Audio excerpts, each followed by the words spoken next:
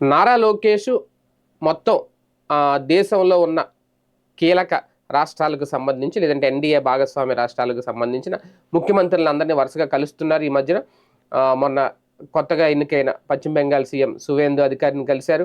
అలాగే మహారాష్ట్ర సీఎం ఫడ్నవీస్ని కలిశారు. కేంద్రంలో పెద్దలందరినీ కలుస్తున్నారు, మాట్లాడుతున్నారు. అమిత్ షాని అలాగే ప్రధాని నరేంద్ర మోడీని ఈ మధ్యన తరచుగా కలుస్తున్నారు. కీలక అంశాల మీద మాట్లాడుతున్నారు. పారిశ్రామికవేత్తలు పెట్టుబడులు ఆహ్వానించే విషయంలో కూడా రాష్ట్ర ప్రభుత్వం తరపున ఆయనే కీలకంగా వ్యవహరిస్తున్నారు. ఇవన్నీ చూస్తూ ఉంటే ఇక ఆంధ్రప్రదేశ్కి భవిష్యత్తులో సీఎం అది కూడా అతి త్వరలో, అది కూడా ఈ ఏడాది అంటున్నారు చాలామంది. 2026లోనే కాబోయే సీఎం తానే అని పరిచయం చేసుకుంటున్నారు. అలాగే మామూలుగా ఒక మంత్రిగా అంటే అంత మిగిలిన చాలామంది మంత్రులు ఉన్నారు. ఆ స్థాయిలో ఉంటున్నారా? ఆ స్థాయిలో మిగిలిన వాళ్ళు గౌరవిస్తున్నారా? ఇప్పుడు నారా లోకేష్ గారు ప్రధాని లేదంటే అమిత్ షాని కలిసినట్టు, మోడీని అమిత్ షాని కలిసినట్టు మిగిలిన మంత్రులు ఎవరైనా కలవగలుగుతారా? వెళ్ళగలుగుతారా? పోనీ ఎన్నిసార్లు వెళ్ళి ఉండొచ్చు?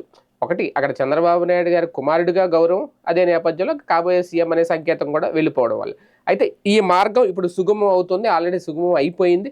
ఇక భవిష్యత్తులో త్వరలో ఈ సంకేతాలన్నీ చూస్తూ ఉంటే అతి త్వరలోనే ఆయనకి పట్టాభిషేకం కూడా జరగబోతోంది అనే సంకేతం వస్తోంది అంటున్నారు రాజకీయ విశ్లేషకులు.